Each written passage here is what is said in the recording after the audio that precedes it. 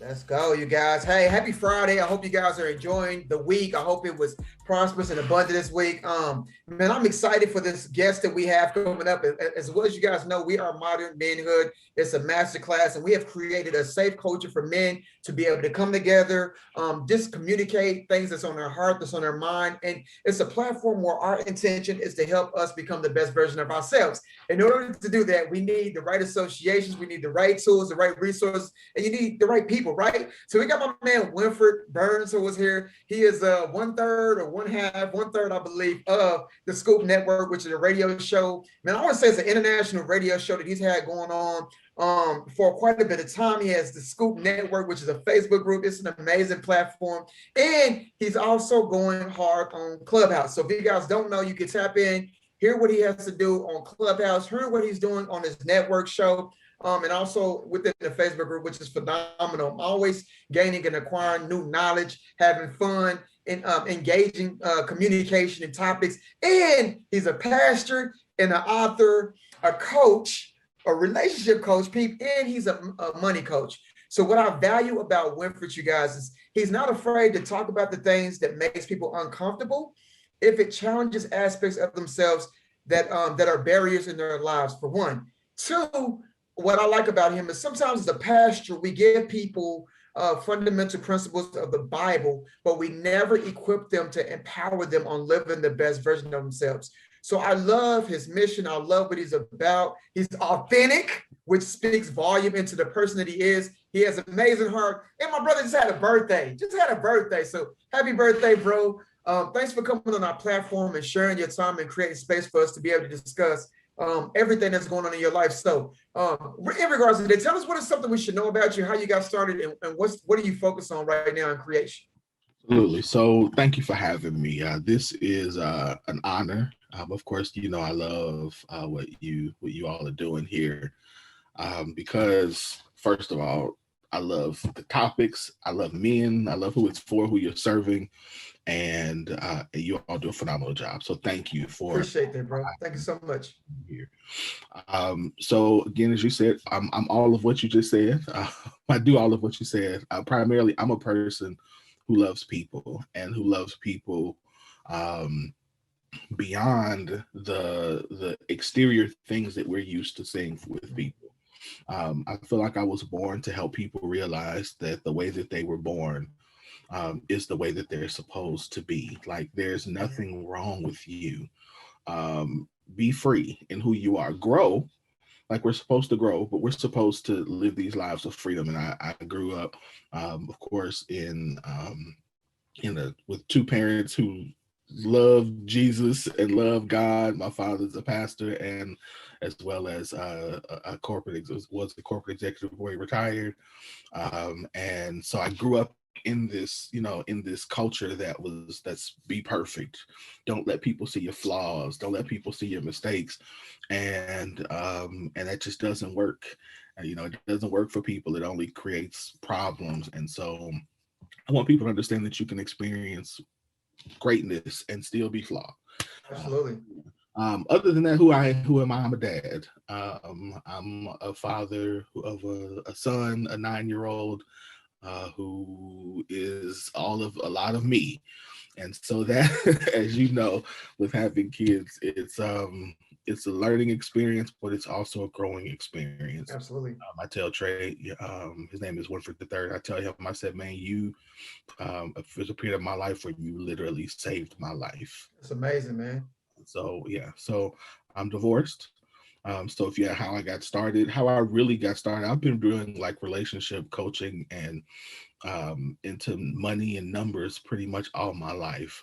But what really kind of elevated it and kicked it into another gear was in 2014, I went through a divorce. Okay. And from divorce, I remember the exact thing happened was I was in my apartment complaining about where my life was and having this like almost like dialogue with God, and like he said, I don't like what my life is. I needed to be fixed. And he was like, well, I called you to do something. Like, why are you not doing it? And Right. you do what I called you to do, your life is always going to feel like it feels right now. And so I'm arguing like, but I can't teach people about money because at the time I'm broke. Right.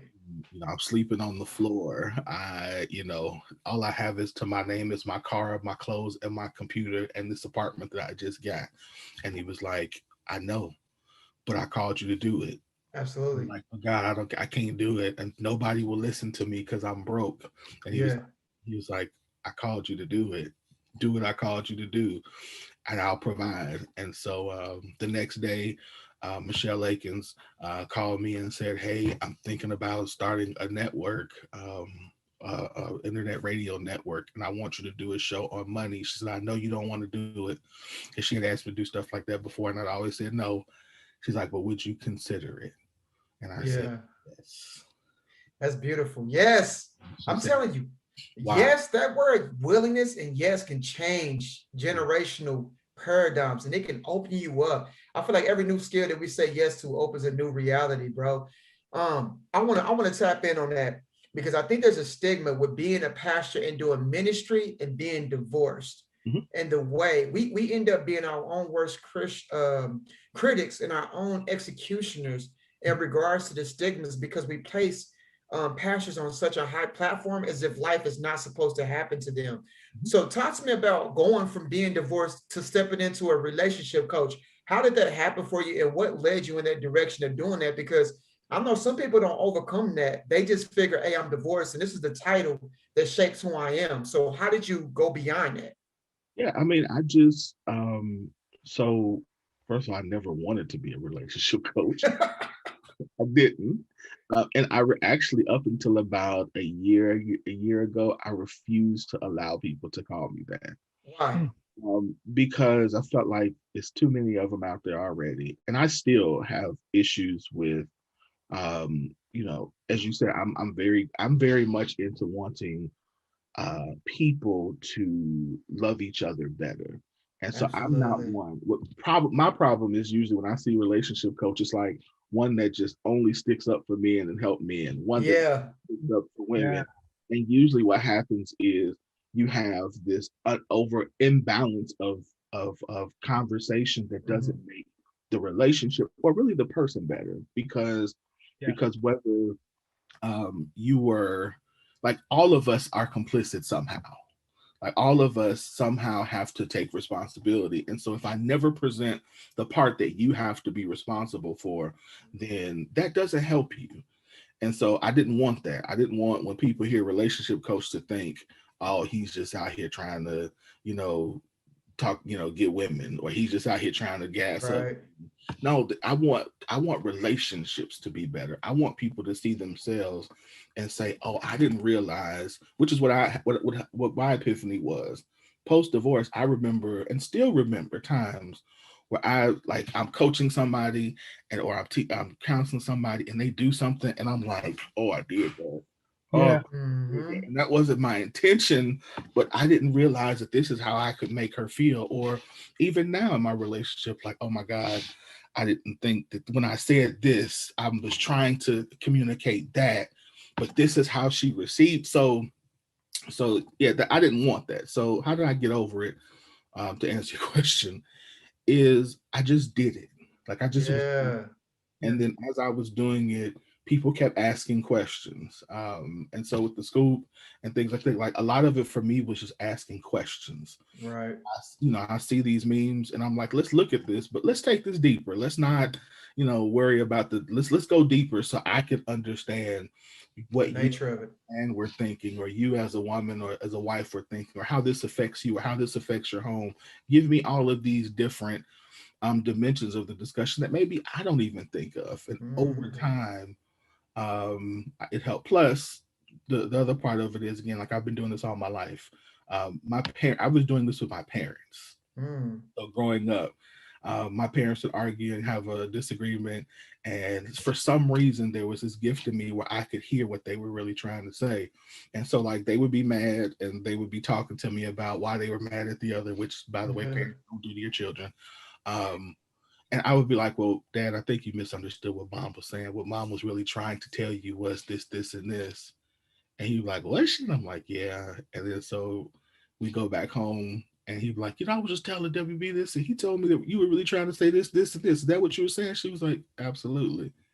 That's awesome. So we would sit down and have these conversations. And so I've been doing that all my life. So I It's just just kind of natural. a gift, and recognizing the gift and recognizing what, you know. Yeah.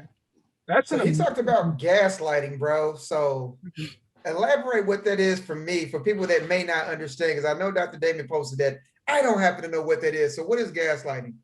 So what gaslighting really is, it is a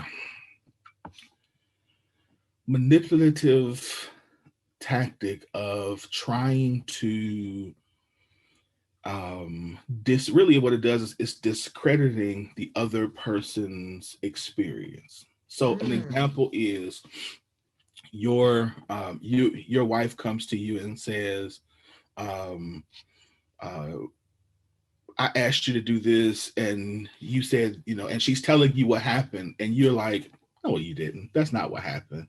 What happened was, and you start telling her a different narrative about what happened, which causes her, which is like, she's like, wait a minute, the goal of it, of gaslighting, is to cause the other person to doubt their reality, to doubt, like, wait, am I crazy? Is this really what happened?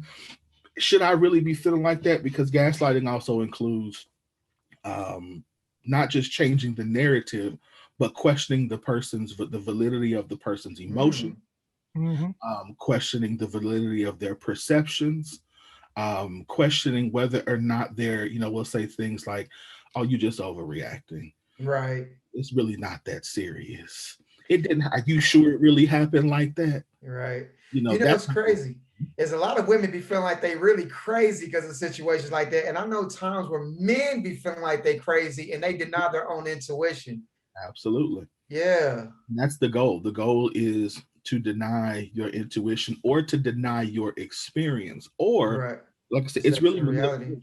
Yeah, I want to manipulate your reality so that way you start seeing the world through my lens instead of being confident enough in yourself to say, this is my experience and my feelings are trustworthy.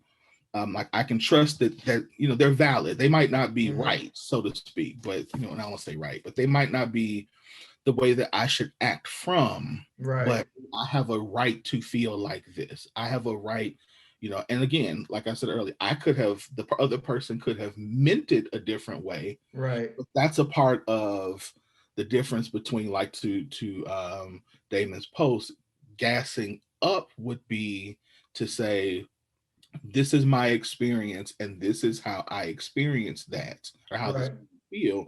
And for the other person say, but this was my intention.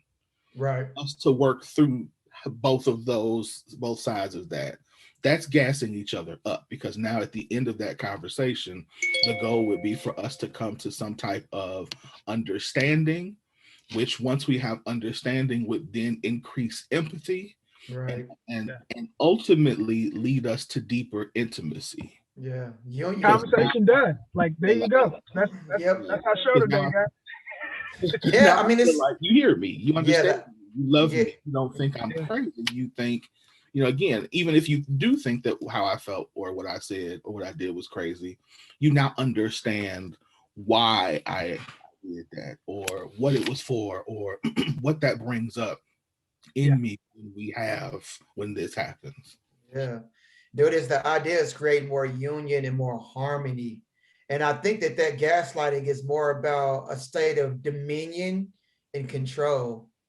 Absolutely. And I think it's more egotistical, where we want to, like, overdo someone else, and it becomes more combative. So now you got to defend yourself, which is a result of a lot of conflict in our culture. I think this speaks to some of the culture, and I know you said it, culture. We're living in a culture where the patriarchy wins. As men, we're supposed to be the leaders, and we're supposed to make all make all the decisions and protect and guide and provide. But sometimes we get into that space where, for us, that means, well, let me make the decision. Let me tell you what we're gonna do, and let me show you where my thought process is right, and your process. If you're thinking about it like that, then obviously you're not thinking about it the right way. And we get into that space of what it looks like, which is gaslighting. And that's why I felt like this was an important topic for us to bring up when we talk about living healthy and happy in our own space, in our own skin as men, but more particularly in our relationships with those around us. Winfred, I want you to help us look at and kind of dissect the difference between asking for accountability and gaslighting, because those lines can blur when we talk about, when we're in conversations, especially in conflict, and there's a space and a place to be able to say, well, this is your part in this, but when does that spill over into gaslighting? So let me first say that I think that you can't have accountability without access. And you can't have access, like you can't force access. So I can't, especially now, in any relationship, but if we're talking men to men, especially, because of the way we relate, and we have a greater defense mechanism than anybody, than probably most people, most women, but True. But if another man, if we have not given another man permission to hold us accountable, it doesn't matter how wrong or how accountable we think we are, it won't happen. Facts. And it happens in our relationship. So I think the first thing we have to look at is, are we giving people, the right people, access to hold us accountable? Because I can call, like Donnell and I know each other well enough where if I see Donnell slipping on most things, right, bro, your skirt showing, you tighten it up, what's up.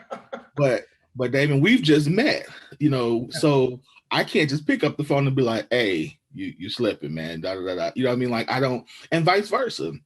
We don't have that. So part of it is access. So, but now imagine this. Now imagine you're doing this with your wife, and she doesn't have that access to you, or you don't have that access to her.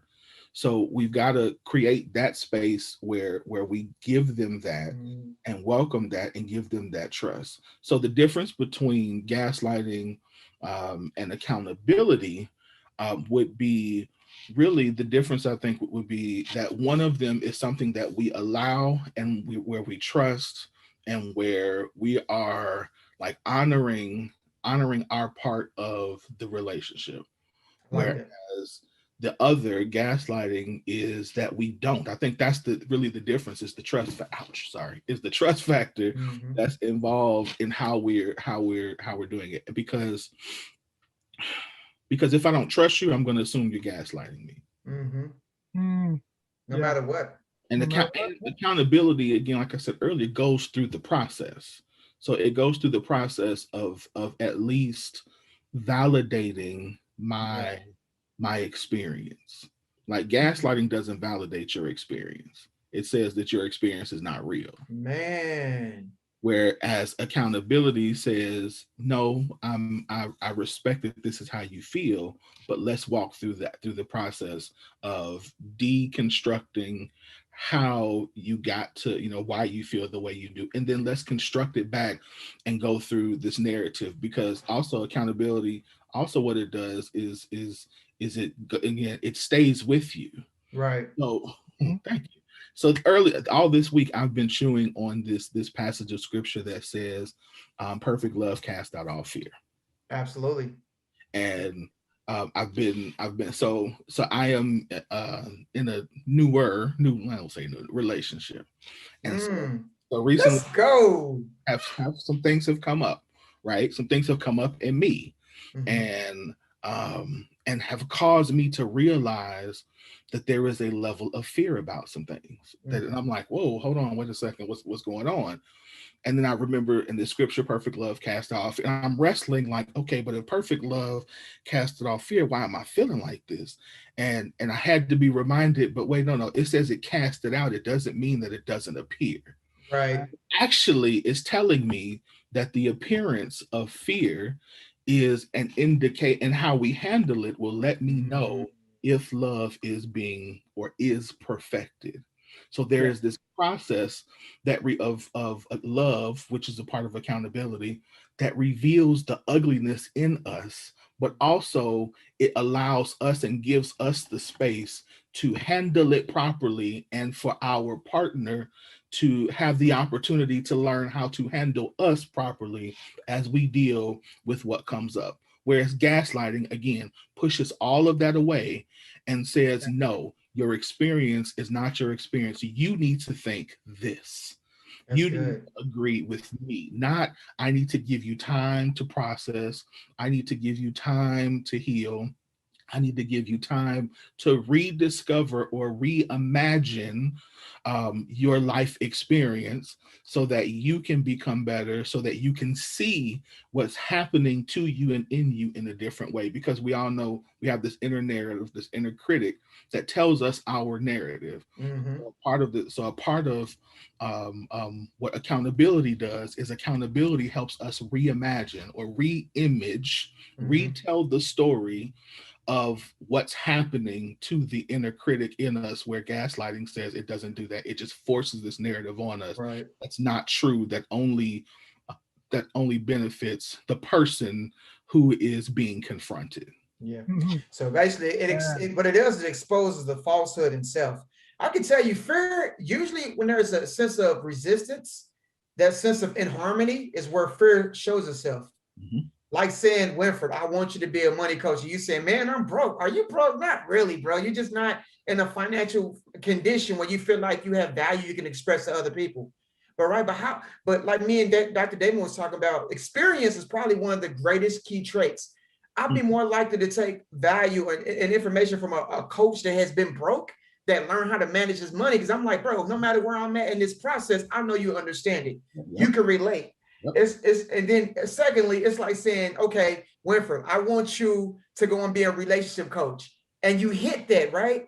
You don't have to second guess in perfect love because in perfect love, I'm in oneness with God, who was able to achieve the impossible. Logically, it don't even have to make sense, because I know my God is the alchemy that bends matter in order to create success in the lives of others, right? That is the total difference when it comes to a sense of oneness.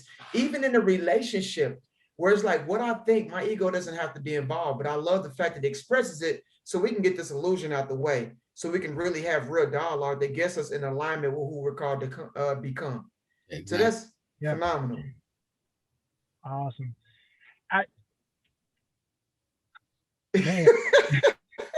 like that. So I do have a question, because I love how you walk us through the process of creating space. So me and my wife, we're almost opposites. So we used to bump heads quite a bit on, hey, I think this, she's more logical. I tend to be more emotional. She's more calculated, where I'm like, let's just get it done. We both had this a tango, patterns would come up where we would argue, and it would happen so much. And she'd be like, well, you shutting down, we can't talk. Or I'll say something and she shuts down and she can't talk. And then, or something that happened, and it's like 17 weeks ago. And I'm like, yo, why are you mad now? Everything is good. Something triggered this. So I like the idea of you being able to walk us through a process and be vulnerable enough not to shut down. Because I know for me, it was difficult to feel like I made a mistake, or I don't want to be viewed as I'm incompetent. It could be something small, like my wife said, hey, babe, did you take the trash out? Oh, what, you don't think I'm responsible to do even the smallest things? That's not what I'm saying. All I'm saying is, hey, babe, did you take the trash out? And then after a while, I had to be vulnerable enough to let her express her mind and thank her for it, right? And say, it's not about how I think or how I feel. Within the context of this, how can I create more space so she feels safe to communicate no matter what she wants to say without me being offended? So how do we get to that process where we can go from gaslighting, if that be the case, to being accountable and creating a sense of accountability in relationships in a healthy manner? Good question. So I think, so how do we go from, Because it takes healing. It takes healing, but it's hard. It's hard to say I have a, can I share? yes. Because I that is such a great, that's why we're here. Like, this brings it full circle. This is that space where we find ourselves as men being defensive, being, questioning whether or not our entirety as a person and as a man is being questioned because Mm-hmm. someone asked us if we took the trash out, right? Right. We can all relate to those spaces. And for me, I can tell you where I would go sometimes the wrong direction in my own dealings is I would try to explain why the trash wasn't taken out, and this is why you're taking this too seriously. This is why you're, and what I had to learn about myself is that's gaslighting. And Mm.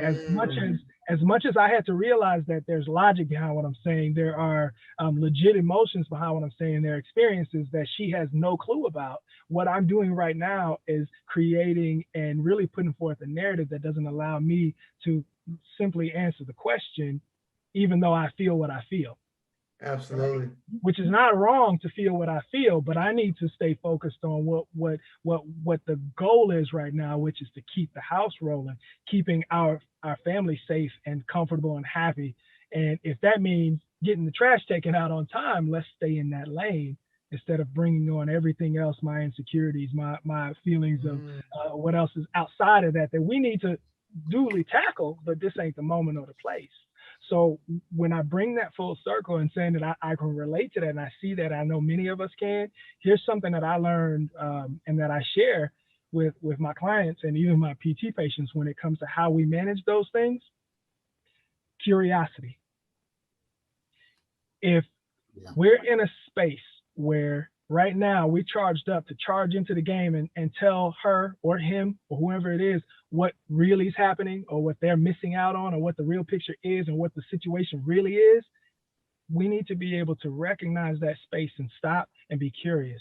If yep, we turn to our partner, and that means not just relationship, but if we turn to our partner at work, we turn to our children, we turn to those people who are giving us the feeling of being challenged and us trying to create the narrative, then if we come with curiosity and we allow that person to expand and to help us understand what they're feeling, what they're going through, that leaves us that space for Like us that. to find accountability, but for them to also find some vulnerability and to feel like we're connecting to what their needs are and what their wants are.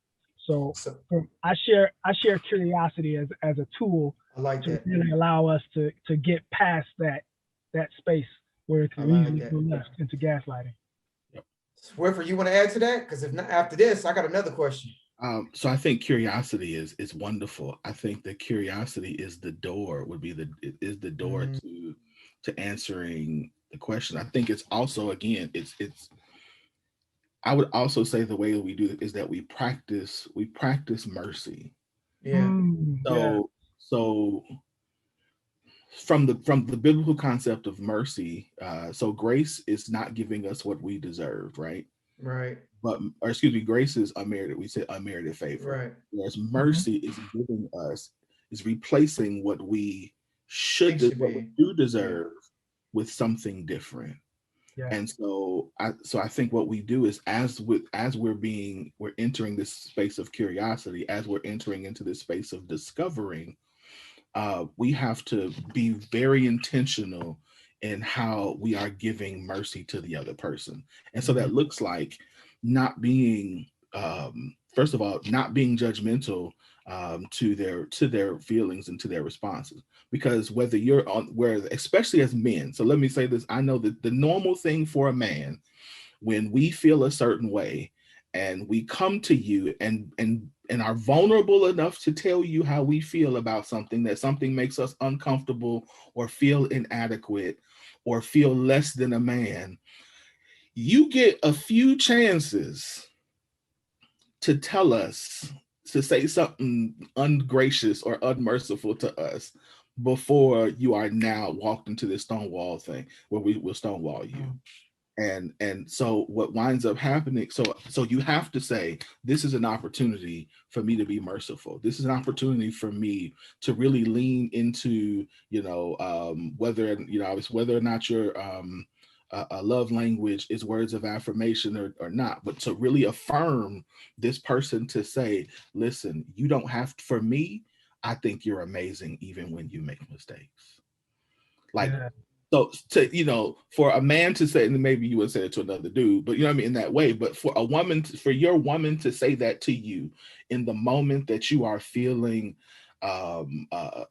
less than a man, inadequate, insufficient, like you're creating chaos in this home that you're trying so hard to create peace and prosperity, to say, listen, I get it. Okay. But I still think you're amazing, even though you didn't take the garbage out. Fam, that's beautiful. Yeah. Bar none. Mercy, mercy, mercy. Yeah. Yeah. It's the best feeling in the world when it happens. The best feeling in the world, fam. Yeah.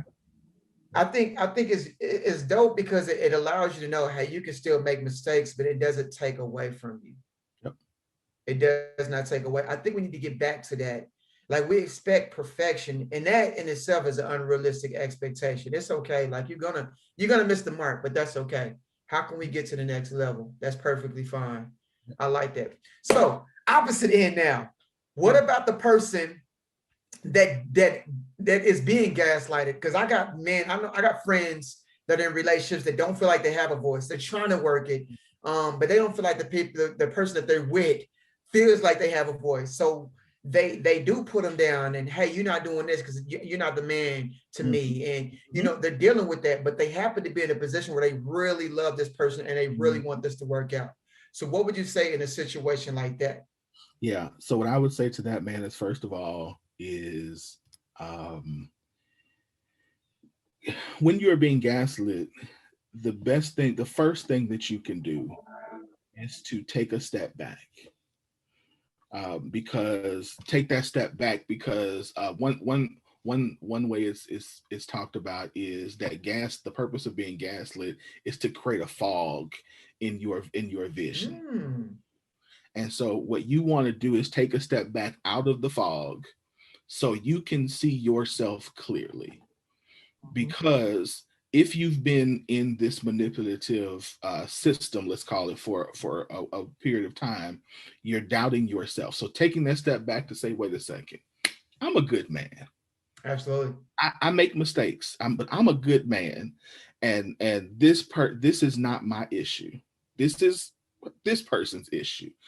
Let me gather my emotions. Let me, firm myself up. And then okay, now once you do that, then you can engage this person by saying, or engage the situation by saying, listen, I am no longer going to allow you to manipulate or lead this discussion, this family, this whatever it is, into a place where there is not unity. So we can see this differently. But what we're going to do is we're going to discuss the differences and figure out what the solution is. So to that man, I'm saying, what I'm really saying is, at that point, once you step back, once you heal, once you, go through the process and realize and become confident that you have the ability to lead, then I'm saying, then step back in that and lead with a new level of authority, with a new level of vision, because you've got to have a vision as to where you're trying to take your family, and don't allow the other person to gaslight you off of that. And that's, again, this is assuming you want to stay in this situation, because let me just say it, gaslighting is a form of abuse. Right. Absolutely. Narcissism. Yeah. So let's call it what it is and realize that this is what this person is doing. And also, again, because you also then have to address them. Like, right. You're not, this other person is probably not being healthy. So what is it that they're not? Why are they? You want to be merciful to them too, but also recognize, no, I'm standing my ground. Right. Where we're going. And we're going to talk through it, and I'm going to be gracious and merciful, and I'm going to love you through it. But you're not going to continue to gaslight me, and you're not going to continue to hold me accountable, or to hold me to a standard that you yourself refuse to live up to. Right. I'm hearing three things. Go ahead. Three things. Okay. So 3 things I'm hearing. First of all, understand who you are and be in alignment with that. That takes being grounded. That way, whenever stuff does happen in regards to a person projecting their insecurities, projecting their ego, you can differentiate between the ego that's being expressed and where you stand in that, right? If you know that you're not the one that's trying to control it, that's being forceful, then you can understand this is not me. Two, be an observer. Be an observer, say, hey, let me take some time to perceive this in the right manner, and let me investigate it to ask the other person, hey, this is what I'm seeing. I just want to make sure I'm understanding this correctly, because this is what I see projecting inside our relationship, and this is called a division. And third, is this honoring our relationship? And I used to look at a relationship like, is it hurting it? Now I look at it, is it creating wholeness or is it creating separation? Because that's the only two outcomes that can happen. Is it separating us or is it bringing us together? That's what I'm hearing from you. Yeah. Yep. That's really what divorce is. Yeah. Yeah. Divorce is, I said divorce is division, two visions. And yeah, people cannot be together unless they're one. One person can't be like, one person can't be together if they're two. So it's you know, so it's like you said, it's exactly what it is. It's wholeness, meaning unity, or it's pushing us away, which is division. Yep. And being able to honor yourself, I think, is a big deal. That's why I think one of the lessons in my relationship, I had to learn how to break codependency. Because I see people that get into relationship like, I'm not in the right space, you're not in the right space. And we think because these two people are not in the right space, they can come together, and it can happen. It can build something great. But if you're not whole within yourself, you'll find yourself trying to complement your inadequacy with this person's inadequacy and trying to take the good part of them, and merge them together. And then when you come together and you're full now, but you're not full by yourself, now you got to struggle for two egos trying to bend direction. My vision's the right way, your vision's the right way. And we haven't learned how to be whole by ourselves. I see that being like people in relationships out of desperation instead of out of like decision that can lead to something that's even greater. So it's like, what is your foundation built on? Yeah. What is your relationship? Yep. It's a lot of trauma bonding. Absolutely. It's a lot of codependency instead of the best relationships are relationships interdependent. Absolutely. Yeah. We are supposed to be interdependent. Yeah. The partner for us is probably going to be, hopefully, strong in areas that we're weak. So like right. when Danielle, how you can be more emotional and your wife is more logical, to me that makes sense. Perfect sense. It's perfect because she's going to help you become more logical, which is a healthier balance. Yes. You're going to help her become a little more emotional, which is a healthy balance for her. We're creating logical and emotional beings. Absolutely. So it's helping us. And in times we're either pushing that away or denying, or in gaslighting, we're saying that this is really not happening. Like your emotions are not, your logic doesn't make sense. Your emotions don't make sense.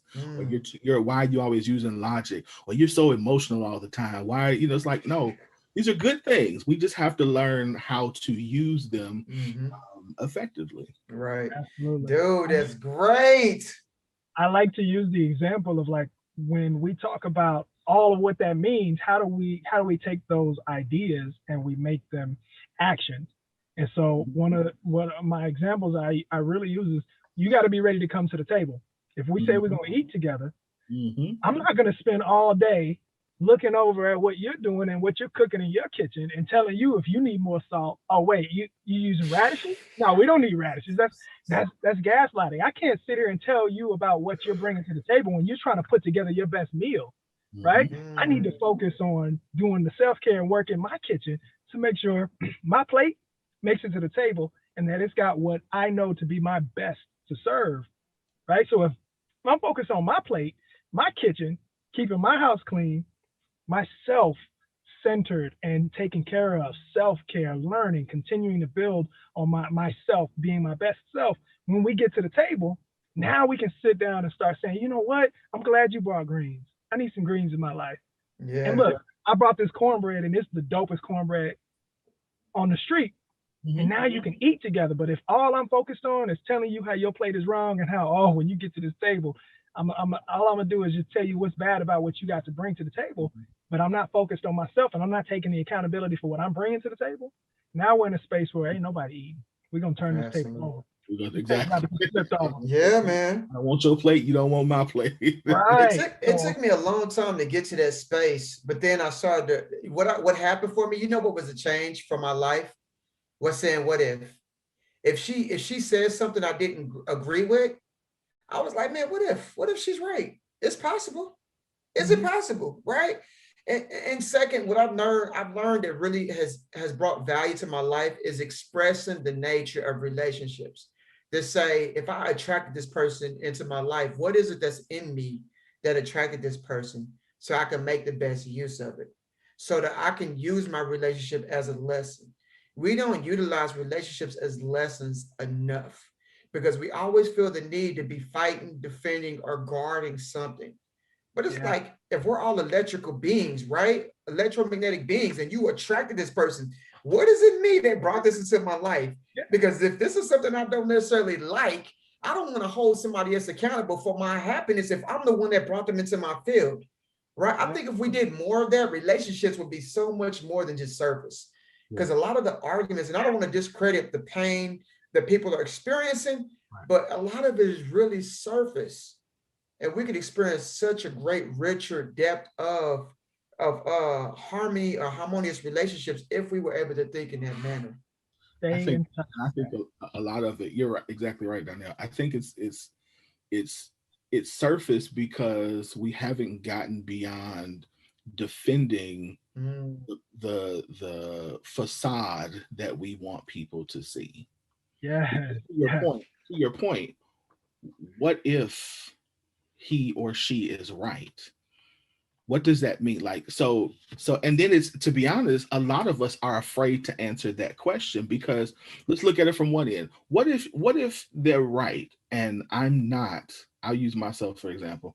I'm not the great relationship coach. Like, even though I'm the great relationship coach publicly, right, but I'm failing at home privately. What does that mean? Like, and what if people really figure out that at home, for some, I'm not this same stuff that I'm doing out in the world, I don't really do all that good. What does that mean? So now I have to guard her from trying to let people know, or not, she's not experiencing my best self, but they are, and I got to guard this facade of being this great person. But what if people really found out I make mistakes just like everybody else? Right. I like it. I like it. What does that mean? And what it really means, so I'll fast forward and give people the answer if they really ever feel like that. What it really means is that you're human, and that you're growing, and that and it's okay that you make mistakes, and that you're not perfect all the time. But we're defending that. We're defending. We're all sometimes we're defending what we don't realize or not. We're defending our family structure. Right. So we're defending what mama and daddy taught us, or how mama and daddy taught us, which sometimes is wrong. Right. Facts. And doesn't work. Don't work all the time. Or it doesn't. Right. It's either wrong or it doesn't work. Like, I love my parents, but there are so many things I'd be like, y'all, that don't work for me. That don't work for me. Like, man, have to have so many. Like, listen, I think y'all did a great job raising me and my sister. But for Trey, that don't work. Like, that's right.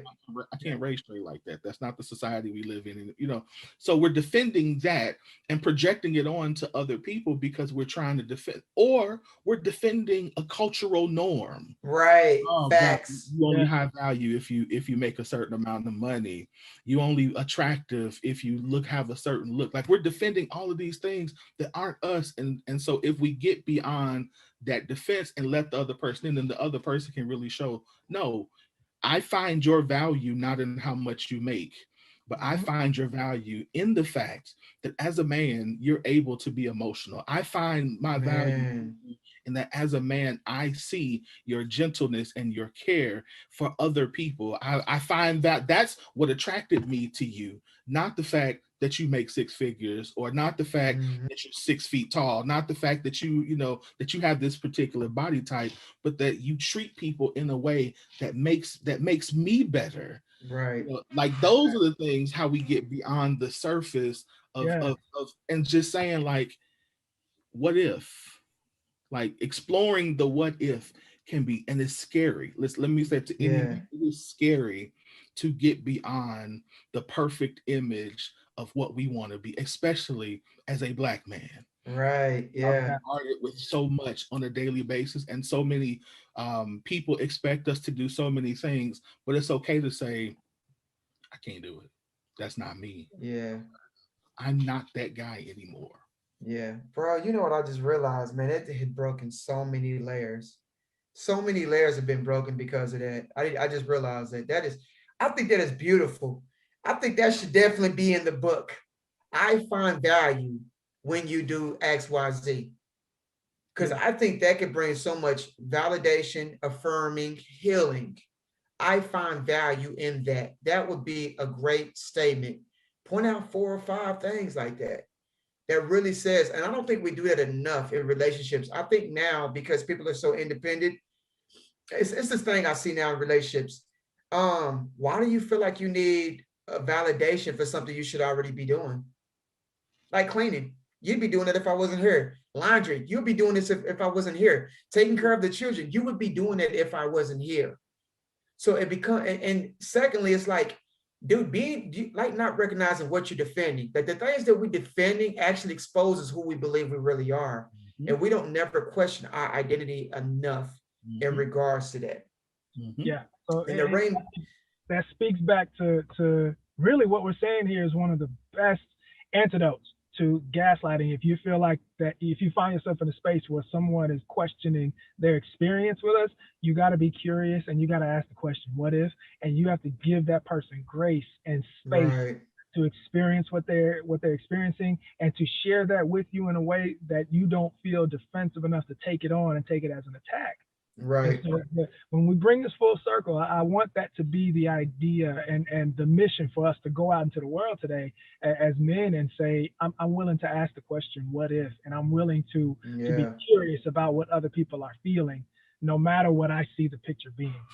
I right. got, we can sit on here forever. Yeah, I'm about to say we ready the hour, bro. We Like, ready the listen, hour. but the value, like this is it, man. I love this space. And I want The to freaking finish up. amazing. We got to give some space, Winfred, for you to really share with us. Yes. Amazing accomplishment. Your book is like, I saw your video with you having that book in hand, and I can't wait to get my hands on it. Tell us about this book, where we can find it and where we can find you. Yes. Yeah. So you can find me on all social media at Winfred Burns II. So on Facebook, on Instagram, on YouTube, Winfred Burns II. The book is Surviving Relationship Storm. So this is the book I wrote because every relationship is going to go through a storm. Mm-hmm. And by storm, I use that as an analogy to say it's going to go through rough seasons. It's going to go through murky Mm, waters. It's going to go through uncovering seasons, and it's really the design of the storm is to really reveal you to you and you to your partner. But it's really in the process of doing that, of making us better. mm, And so we have to. So how do we, knowing we're going to go into this storm, how do we go into it well? How do we get into it and do that part well? And then what happens when we come out of the storm? And so yeah. that's really the premise of the book is I give people tools. I give people practical conversations to have before, in, and out of the storm to help them get better. I heard Bishop Jakes several years ago. He said that relationships are like riding a motorcycle, and he says that they're fine. It's easy on the straightaway, but when you get into the curves where you Mm, lose somebody, and as somebody who rides motorcycles, I understand that if your partner doesn't lean with you, Mm. then it's going to be more difficult to handle the wow. curve. And so it's the same thing in the storm. If we are on a boat, if any of you are boat people, if you don't row together, you're either going to go in circles or still. And Mm, so it's like, how do we handle this where we don't go in circles or where we don't stand still, but that we progress in becoming who we're supposed to be? How do we? powerful. Yeah. So that's what the book is about. And I'm proud of it. I'm nervous, as you saw the video yesterday. I'm super nervous because this is my first relationship book, and I didn't want it to be what everybody else was doing. So Absolutely. yeah, I'm like everybody writing relationship book, but I want it to be something different. And it's only one you, bro. There's only one you. This is the thing about it, bro. You got to understand, you was created to complement areas that people may not. And there's a million McDonald's, but there's a McDonald's that goes hard. There's a million Popeyes. There's a million restaurants, but there's only one you, bro. Absolutely. All right.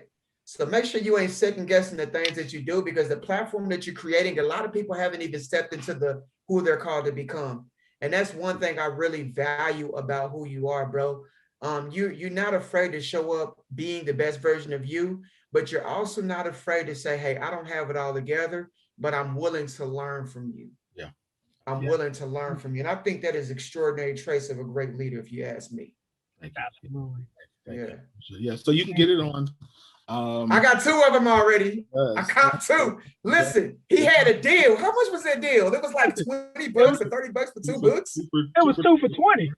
Yeah. 2 for 20? Yeah. Oh yeah. Yeah. We was in there. I got my 2 on the way, man. Let's do it. I'm posting the link. We are posting the link in this, and I want this to be posted in Scoop too. I want this to be posted in Scoop, because you guys, and even in our man cave, I want to post this in our man cave, because I want this to be a bestseller. I don't think we really understand relationships thrive in storms, right? It's through your trials and tribulations that your character comes to the surface, and you can actually come face to face with the things that truly take you into the next level of who you are. And that's what makes you a great person. I don't think we place ourselves in situations where our greatness can come to surface because we dodge it. And I like when God is like, yo, it's just like a giraffe. I'm gonna push you out and I'm gonna kick you, because I got a new level for you to get to, but I can't get there if you want to be in complacency. It won't happen. You know what's interesting, did you say that too, is I was thinking yesterday, like we never really recognize, like new levels and new seasons don't say, hey, I'm a new season. Facts. Yeah. To adapt to them or we die in them. So it's Facts. like, so it's like we have to be willing to be uncomfortable. And the storm is uncomfortable. It makes us question everything. And, and again, and it's revealed because in the storm, one of the things I write about is you don't have time to prepare for the storm in the storm. In the storm, right. By then, when the storm hits, it's like, we know what to do. You know what I mean? Everybody does their job and we go. And we do it in unison. We do it, in harmony. Whereas a lot of times we're trying to prepare for the storm in the storm. Even financially, think about it. We wait until financially we're already bad. Now I need a financial advisor. Well, no, you should have had a financial advisor. Thanks. 5 years ago, before you got married. But now it's like, oh, we broke. We about to go into bankruptcy. Fix me. Yeah. Okay. Yeah. Thank you, fellas. This I a know. lot, man. It's a lot, and I hope those of us who are with us, who are tracking, who are following, are going to watch this again and again and again, and pick out every gem of knowledge and of skills and tools that Winfred has brought to the table with us. And this will not be our last conversation. So you guys catch up with Winfred, catch up with us in the man cave. You can catch him, of course, check on the Scoop, check on him in Clubhouse. This man is always working, giving, serving, and helping. So listen, go out and get your best, right? And find the people who are going to help you get there. That's right. Honor both of you, man. I appreciate you both, man. You're very welcome. I'm gonna end on one more thing. Winfred said, if we can create more spaces where men can begin to talk and men can begin to feel, we can start to experience more healing. That's what's happening in the man cave. So we appreciate you being a part of our platform, bro, sharing your time, creating space for us, sharing your heart, being vulnerable. We really do honor that. I pray that this was really encouraging to a lot of men and women that are tuned in that's listening to this. Hopefully we brought some tips. I feel like my man gave away a lot of gems. Go and buy my brother's book. Go buy his book, all right? You guys would not be disappointed. Relationships is what's necessary to take us to the next level. That's why every form of greatness included relationships. You can't do it by yourself, all right?